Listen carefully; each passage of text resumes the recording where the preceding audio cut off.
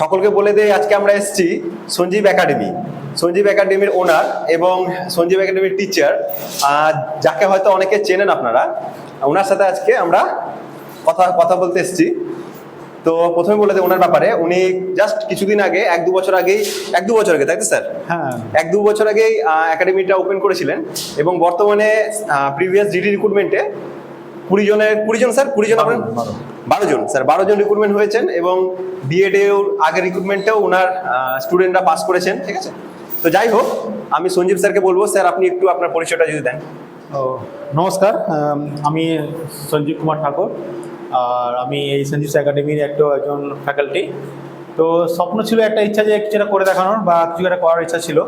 তো আমি অলরেডি অনেক জায়গায় মালদাতে পড়িয়েছিলাম, তো ভাবলাম যে এবার একটু নিজেতে কিছু করার একটা এরকম আমার আর যে এখানে সাধারণত যত ওয়ান ডে এক্সামগুলো হয়, নর্মালি যে হচ্ছে ব্যাংকিং থেকে শুরু করে একদম এসএসসি হোক, তারপর পিএসসি হোক, তারপর হচ্ছে জিডি হোক, যত ওয়ান ডে এক্সামগুলো আছে ওই সব এক্সামগুলো এখানে প্রিপারেশন দেওয়া হয়।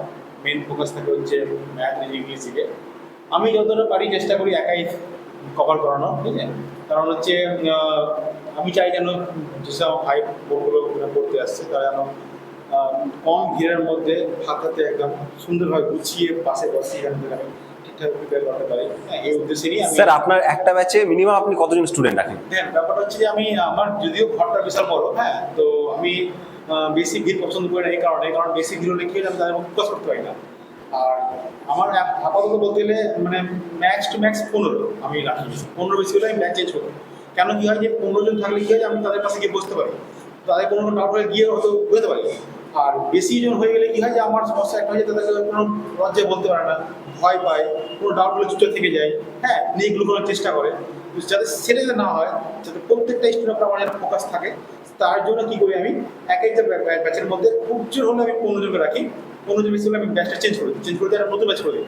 এতে আমার আলাদা টাইম নষ্ট করবো না, মানে আমার একটা টাইম লাগে, কিন্তু চেষ্টা করি যেন ও 15 জন যে যারা আছে সেই 15 জন যেন ভালো কোয়ালিটির ভালো টাইপের একটা মানে পার্সোনালিটি করতে পারছে।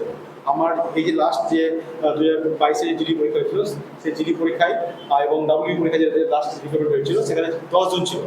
সেই 10 জনের মধ্যে একদম ফাইনাল মেরিটে 6 জন রিক্রুটমেন্ট হয়েছে, চাকরি হয়েছে। এবং এই বছর জিডি পরীক্ষা হয়েছে, সেখানে ছিল 9 জন। 9 জনের মধ্যে 8 জনই ভালো র্যাঙ্ক করে পাস করেছে, এখন পর্যন্ত পাস করে বসে আছে, খুব ভালো রেজাল্ট করেছে। আমি যে অবাক হয়েছি যে ওরা এত রেজাল্ট করতে পেরেছে, খুব ভালো লাগছে। তাই একজনই শুধু একটু মানে কোনো কারণে পাস করতে পারলো না, ওটা পয়েন্ট রেজাল্ট পাস করতে পারি। তো যেহেতু স্টুডেন্ট কম থাকে সেহেতু আমি ফোকাসটা বেশি করতে পারি। ওরাও জানে এর ব্যাপার যে বেশি ভিড়ের থেকে একদম ফাঁকাতে পাশে বসে দাঁড়ার পাশে বসে একটা বোর্ডে ক্লাস করানো, একটা পাশে বসে ক্লাস করানো, হাত ধরে ক্লাস করানোর পার্থক্য আছে। তো এই পার্থক্য ওরা বুঝতে পারে বলে ওরা কি করে, ওরা যে একদম ওরা সবসময় বলে দা পড়ে না, আমার পাশে বসিয়ে একদম যে ছোটবেলা না সে তো ঠিকই, হাতে কলম একেবারে হাতে কলম হাতে কলম। আমি হাতে আপনি একটু আগে দেখতে পেলেন একদম যে আমি সব গোল করে বসিয়ে একদম সেই আগে ছোটবেলার স্মৃতিগুলো হয় না, ওই স্মৃতিগুলো ফিরে আসে। তো তাতে কি হয় ওরকম করে বসলে একটা ভয় কাজ করে না, হ্যাঁ, কিছু হলেও মানে বড় সাহসটা একটু পেয়ে যায় না, যে পাশে তো বসে আছে দূরে তো নাই, ঠিক আছে, নিজের মানে এক কথায় ফ্যাকাল্টি কম ওদের সাথে আমি দাদার মতো বোনের মতো। এক কথা যারা প্রথম বিগিনিং শুরু করছে তাদের জন্য মানে আপনার একাডেমি বেস্ট একাডেমি বলতে পারেন। দেখুন, কেউ তো নিজের ব্যাপারে অত বেস্ট বলবে না, তবে কি আমি চেষ্টা করি যাতে ওকে ওই অ্যাটমসফিয়ারে দেওয়ার, যাতে কি হয় ওর নিজেকে কোনো রকম বার্ডেন মানে ভাবতে না পারে, ভয় না পায়, লজ্জা না পায়। ওই জন্য মাথাকে নামিয়ে পড়তে এসেছি মানে কি একটা তার কাছে শিখতে এসেছি, একটা তার কাছে এসেছি, তাতে কি নিজের একটা কানেকশন তৈরি করতে পারে।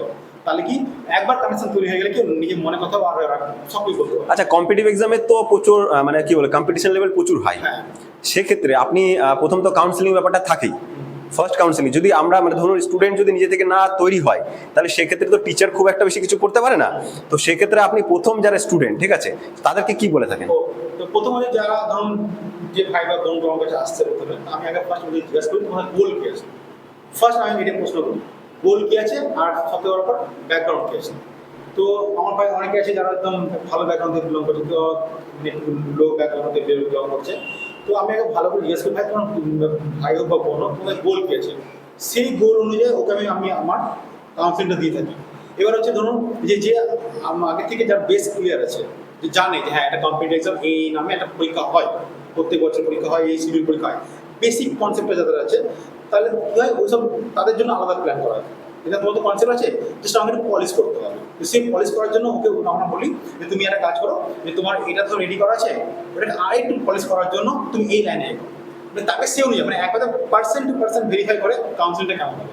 এবার যে একদম নতুন এসে যে জানে না কিছু, এরকম অনেক আছে যে কিছু জানে না, স্যার কি জানে না, আমি নাম শুনে চলে এসেছি, তাকে কি করে তাকে আমরা ফার্স্ট টাইম কি করি আগে আগে আমরা প্রথম বলতে পারেন, ঠিক আছে?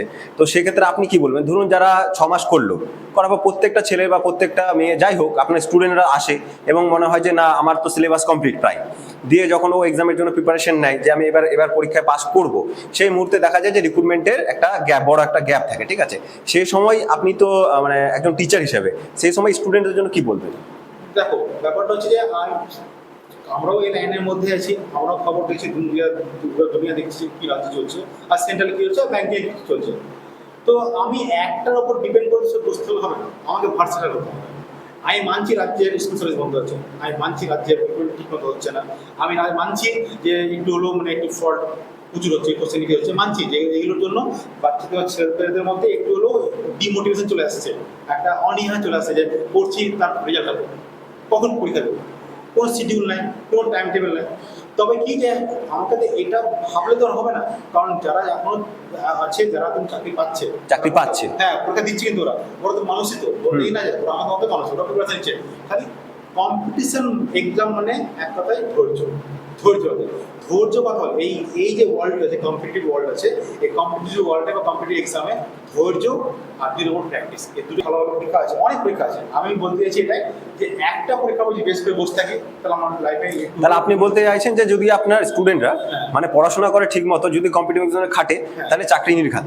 একদম একটাই কথা, ধৈর্য, প্র্যাকটিস আর বিশ্বাস, এই তিনটা জিনিস নিয়ে রাখতে হবে।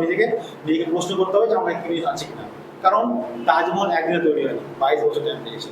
হ্যাঁ, আজকে যে একদম সাকসেসের চরম সীমায় আছে, উনিও কিন্তু আজ একদিন এই জায়গাতেই ছিলেন, কিন্তু আজকে উনিও মাথা কিন্তু একদিন ও মাথায় এই যে অনীহাটা এসেছিল যে কী করছে না করছে, কিন্তু সময় থেমে থাকে না। আজকে সময় খারাপ হবে, তারপর সময় ভালো হতে পারতো। স্যার আপনার সাথে অনেকটা টাইম আমরা নষ্ট করলাম হয়তো আপনার। স্যার বলছিলাম লাস্ট যেটা বিগিনিং যেটা আপনার স্টুডেন্টরা আসছে, ঠিক আছে, তাদের কাছে আপনারা ফিস কত নেন, আপনার একাডেমি ফিস কত নেন? দেখুন ব্যাপারটা হচ্ছে আমার তো মনে হয় সব থেকে মালদার মধ্যে আমারই সব থেকে কম। তবে দেখুন ব্যাপারটা হচ্ছে যে আমি চাই যেন তাদের উপর যেন বার্ডেন না করে, আর আমার উপরে বুঝতে পারছেন আমাকেও চলতে হয়, ওদেরকেও চলতে হয়। দেখুন ব্যাপারটা আমি চাই না যে আমি এডুকেশনের বিজনেস হিসেবে ডিল করে চাই না, আমি চাই যে একটু হলো একটু কিছু পার্সেন্ট বিজনেস থাকবে, কিছু পার্সেন্ট একটু কি বলবো এটা এটা ভালো একটা সামাজিক একটা প্রচেষ্টা, যেটা আমার ভাই বোনদেরকে ভালো জায়গায় নিয়ে যায়, যেটুকু আমি শিখেছি সেটুকু থেকে যদি আর বেটার জায়গায় ওকে নিয়ে আসতে পারি, এই নিয়ে একটা প্রচেষ্টা। তো সেহেতু আমি যেটা করি বা আমার এখানে যেটা হয়, যে মান্থটা যে ভর্তি অ্যাডমিশন হয় শুধু সেই মান্থে শুধু 1000 দেওয়া হয়। এই 1000-এর মধ্যে 1 মাসের ফিস থাকে ওর মধ্যে, আর 500 জাস্ট একটা গ্যারান্টি হিসেবে রাখবে। কারণ আমাকে দেখেছি তো একদিন আসলো, মেটেরিয়াল নিয়ে চলে গেলো, এটা খারাপ দেখায়। সেই জন্য আমরা কি করি, আমরা যে প্রথম মাসে শুধু 1000 নিয়ে আমরা, তার মধ্যে 1 মাসের বেতন রিভিউ করা থাকে, মক টেস্টে 20 টাকা ফিস থাকে ওর মধ্যে। প্রত্যেক মাসে যখন চ্যাপ্টারের মক টেস্ট নিই মাত্র 20 টাকা। মানে আপনার এভরি মান্থে 4টে করে মক টেস্ট হবে? হ্যাঁ, মানে পার উইক একটা করে হবে? পার মান্থ 4টা মক টেস্ট হবে, রেজাল্ট আসবে, যে ভালো রেজাল্ট করছে তাকে একটা রিওয়ার্ড দেওয়া হয় আমাদের। আচ্ছা, রিওয়ার্ডের ব্যবস্থা আছে, এনকারেজ করার জন্য আরো ভালো করতে পারে, ঠিক আছে? আচ্ছা। আর হচ্ছে প্রত্যেক মাস মালিক থাকে, তার মধ্যে আমাদের মেটেরিয়ালস ফ্রি অফ কস্টে, আমাদের যা কিছু আছে সব মেটেরিয়াল ফ্রি অফ কস্ট, যত বই টই সব ফ্রি। আচ্ছা, আপনার কি অনলাইন এক্সামের ব্যবস্থা আছে কিছু? অনলাইন আমাদের আছে, কিন্তু যেহেতু এই অফলাইন আমার কাছে একা চালাতে হয়, সেহেতু কি হয় যে আমি খুব টায়ার্ড হয়ে যাই, কারণ আমার প্রতিদিন 5টার ব্যাচ চলে। এবার এই ব্যাচ চালিয়ে বাড়িতে গিয়ে, কারণ আমাকে একটু নিজেকে আপডেট করে রাখতে হয়, তো কারণ আমি যদি নিজে আপডেট না থাকি তাহলে ওদের কি আপডেট হবে, সেহেতু কি হয় যে ওদের আমাকে আপডেট থাকার জন্য আমরা নিজে পার্সোনাল টাইম নিয়ে থাকি। তো অনলাইন ক্লাস চলছিল, কিন্তু এখন একটু অনলাইন ক্লাসটা বন্ধ রেখেছি, যদি ঠাকুর আমার পরে সুযোগ পাই আমি কথা দিচ্ছি যে আমি অনলাইন আবার ক্লাস করবো। স্যার লাস্ট একটাই বলবো, আপনি আমার দর্শকদের, বিশেষ করে স্টুডেন্টদের জন্য কিছু বলে যান, যাতে করে মানে ওরা ইন্সপায়ার হয়, খুব বেশি করে ইন্সপায়ার হয়। ব্যাপারটা হচ্ছে যে এখন যা চলছে সেটা আগেও চলছিল, এখনো চলবে, সারা জীবন চলবে। ফোকাসটা ওখানে না, কারণ আমাদের মাথায় একটা রাখতে হবে এটা যে আমরা মিডিল ক্লাস ফ্যামিলি ছিল, আমাদের কাছে একটাই জিনিস আছে, অস্ত্র, শিক্ষা। এই শিক্ষাটা আমাকে উপরে নিয়ে যাবে, আবার একদম না থাকলে একদম জিরোতে নিয়ে যাবে। জিরোতে নিয়ে গেলে যা চলছে ওগুলো মাথায় করবো আমি, আর যদি শিক্ষা ভালো জায়গায় নিতে পারি, ভালো নিতে পারি, তাহলে হয়তো আজকে তো না হলো এরপরে একটা ভালো জায়গায় পৌঁছাবো, বুঝছে? আর সেকেন্ড হচ্ছে কি, যেটা বললাম, ধৈর্য, প্র্যাকটিস আর নিজের উপর বিশ্বাস রাখতে হবে, এই লাইনটা। আচ্ছা স্যার, বলছিলাম যে এত কিছু তো গল্প হলো, ঠিক আছে, তো আমাদের মানে দর্শককে যদি বলেন যে আপনার অ্যাকচুয়ালি একাডেমিটা কোন জায়গায়, ঠিক অ্যাড্রেসটা। আচ্ছা, আমাদের হচ্ছে যে একাডেমিটা যে রয়েছে, যদি চার্চেস মধ্যে যদি কেউ আসে, তো চার্চেস মিশনে নামবে, নেমে খালি করবে রয়্যাল কেক শপ। আচ্ছা, রয়্যাল কেক। রয়্যাল কেক শপের একদম ওখানে দাঁড়াবে, দাঁড়ালে দেখতে পাচ্ছি ওখানে সবথেকে চারতলা যে বিল্ডিংটা রয়েছে, Opposite building। হ্যাঁ অপোজিট বিল্ডিংটাই একদম বড় বোর্ডটা আছে একদম। হ্যাঁ, দেখলাম বাইরে আপনার সঞ্জীব একাডেমি বড় করে একটা বোর্ড লাগানো আছে। ওখানে আমি একটা বলবো যে আসেন, যারা ভাই বোনরা আছে, যারা চেষ্টা করতে চাইছে বা ইচ্ছা আছে মনে কিছু করার, আসুন, এসে ক্লাস করুক, দেখুন, দেখে আশা করি ফল পাবে। সবাই ফল পেয়েছে, আশা করি ফল পাবে। হ্যাঁ, ধন্যবাদ স্যার।